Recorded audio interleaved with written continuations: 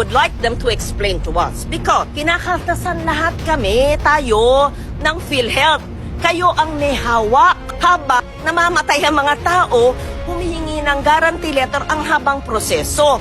While you are floating in billions, hundreds of billions of cash, 600. So kindly give us the breakdown of the 600 billion, and if the difference between 600 and 489 is reserved, how do you determine what is reserved?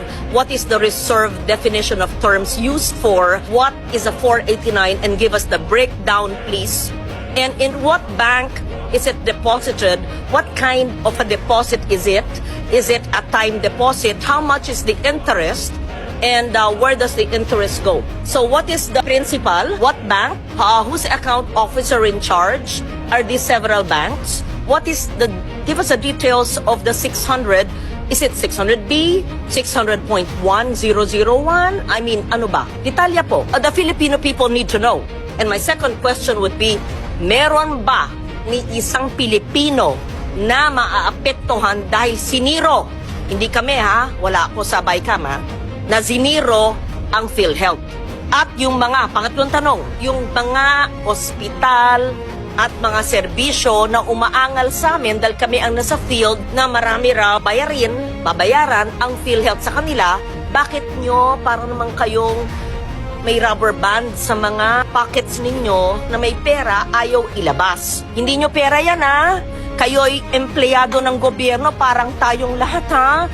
Babayaran nyo dapat in a timely manner lahat ng mga kinauutangan ninyo. That's fiscal discipline. I think your background is finance. Balanse nyo ang fiscal discipline at saka ang serbisyo sa mga nangangailangan na mga miyembro ng PhilHealth. At nandito ang mga author ng Universal Health Care.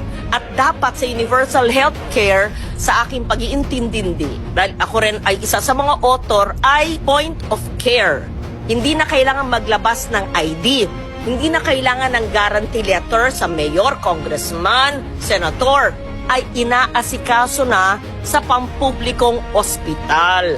Inaasikaso na sa may MOA ang DOH. So lahat na. And just for the record, Mr. Chair, and the principal author and sponsor, Senator JV, and you would know that because you were my vice chair when I was finance. Even before the Universal Health Care was enacted into law, Senator JV, what did I do? What did we do? You were my vice chair for health. I covered, as chairman of finance, every Filipino, every indigent Filipino. Sec Mina Pangandaman knows this. She's now the DBM secretary. She was with me. Alam to ni Attorney Yoli Doblon, where is she? She was the head of the LBRMO. Director Irene knows this. She was also the deputy staff of Attorney Doblon. Kaya ng national budget, wala pang universal health care, na lahat ng mahirap, point of care, pagpasok, hindi kailangan magpakita ng ID o GL ng lahat ng pampublikong ospital bago magkaroon ng batas. At salamat na isa batas na.